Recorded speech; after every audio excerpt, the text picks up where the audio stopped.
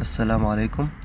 आज हमारे असाइनमेंट का टॉपिक है कोगुलेस टेस्ट। बेसिकली ये टेस्ट परफॉर्म होते हैं बैक्टीरिया की एक स्पीशीज होती है स्टेफाइलोकोकस ऑरियस। अगर ये टेस्ट पॉजिटिव आ गया तो हमारे पास स्टेफाइलोकोकस ऑरियस की स्पीशीज होगी। अगर नेगेटिव आया तो हमारे पास स्टेफाइलोकोकस की दूसरी स्पीशीज होगी, मतलब स्टेफाइलोकोकस एपिडर्मिस हो गया या दूसरी कोई बैक्टीरिया की स्पीशीज होगी।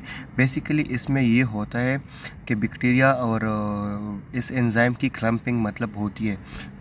ये क्लम्प हो जाए तो मतलब इस तरह कंसिडर किया जाए कि ये पॉजिटिव है।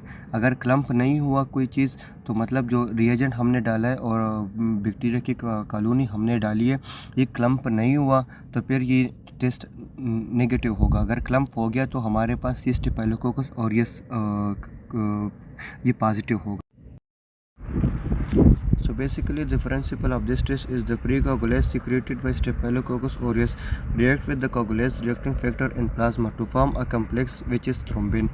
This convert fibrinogen to fibrin resulting in clotting of plasma. So the test procedure is performed in two ways: slide test method and test tube method. So first we are gonna see about the slide test method. It shows the place to separate a drop of saline on slide using sterile inoculation loop to emulsify one or two colonies of organism in one drop to make thick suspension of bacteria. Add a loop of plasma to both the suspension and saline drop and mix gently. Look for immediate coarse clumping of the mixture within 10 to 15 seconds. अगर हमारे पास clumping आ गई 10 और 15 second के दरमियान में तो ये हमारे पास टेस्ट ये पॉजिटिव होगी। So now the test tube method. So dilute the plasma in 1:10 with saline and then take the two test tube and add 0.5 ml of diluted plasma to each.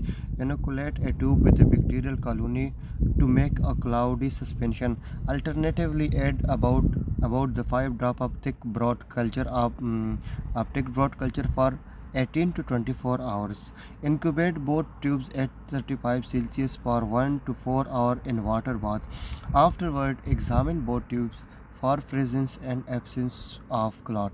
अगर इस ट्यूब में भी अगर clot आपको नज़र आ गई तो हमारे पास ये पॉजिटिव होगी, अगर क्लॉट नज़र नहीं आई तो ये नेगेटिव होगी।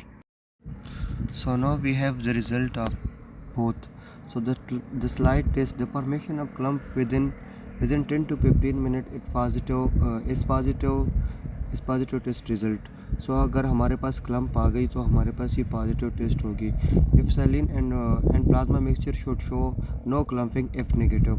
अगर इसमें क्लम्पिंग नहीं आई तो ये नेगेटिव होगी।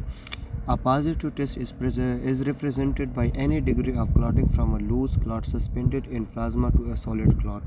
ये भी वही बोलते हैं जो आगे बोलते हैं, मतलब कि अगर क्लॉट हमारे पास नज़र आ गई तो हमारे पास ये पॉजिटिव होगी। If negative to plasma remain a liquid, अगर प्लाज्मा हमारे पास लिक्विड रही तो हमारे पास ये नेगेटिव होगी। Thank you very much.